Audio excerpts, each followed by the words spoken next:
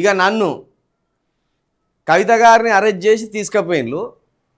కవిత గారిని ఎక్కడ తీసుకుపోతున్నామని అడిగినాం. ఇక నా గల్లబట్టి అటు గుంజి ఇటు గుంజి ఎవర్రా నువ్వు, నిన్ను చంపిపారెత్తాం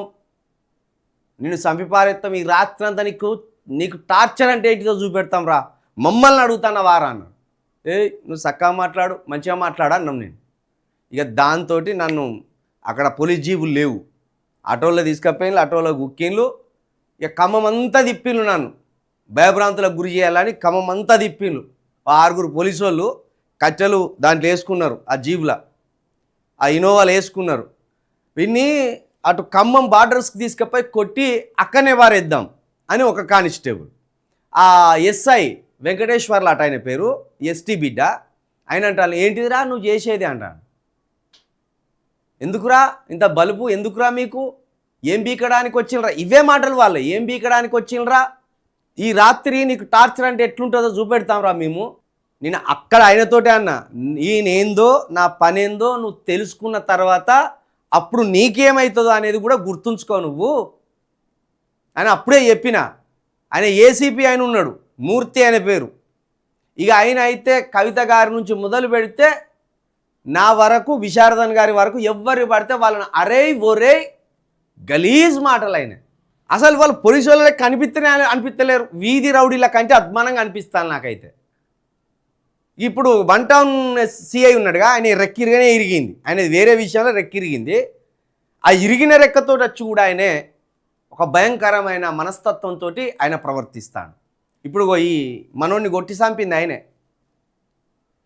నేను ఇప్పుడు చెప్తానా, 3 సంవత్సరాలు ఓపిక పట్టుర్రు మీరు.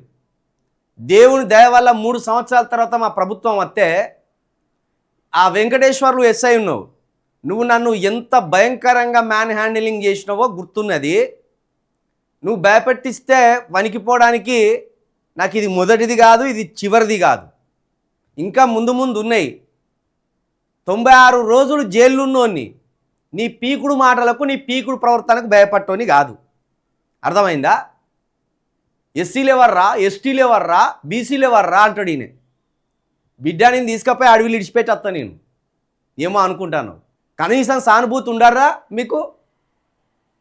మన ప్రజల పట్ల కొట్లాడుతున్నారు, ఆ భూబాధితులంతా ఎస్సీ బీసీ ఎస్టీలే, మన వాళ్ళ తరపున కొట్లాడుతున్నారు, మన వాళ్ళ కోసం నిలబడ్డరనే కనీసం లోపల ఓ సానుభూతో, ఒక మర్యాదో, అయ్యో అని ఒక పాపమో ఉండదు మీకు? ఒంటి మీద డ్రెస్ పడంగానే మా అంత మొగోళ్ళు లేరు అనుకుంటాను మీరు. మీకు మేమేందో చూపెడతాం, జర్ర 3 సంవత్సరాలు ఆగుర్రి, జర్ర 3 సంవత్సరాలు ఆగుర్రి. అందరు గుర్తున్నారు ఎంత భయంకరంగా నాతోటి మీరు ప్రవర్తించిండ్రు. మ్యాన్ హ్యాండిలింగ్ చేయకు నువ్వు అని ఇట్లా చేదీసి పరేసే కొద్దీ నాతోటి దురుసుగా మాట్లాడాను.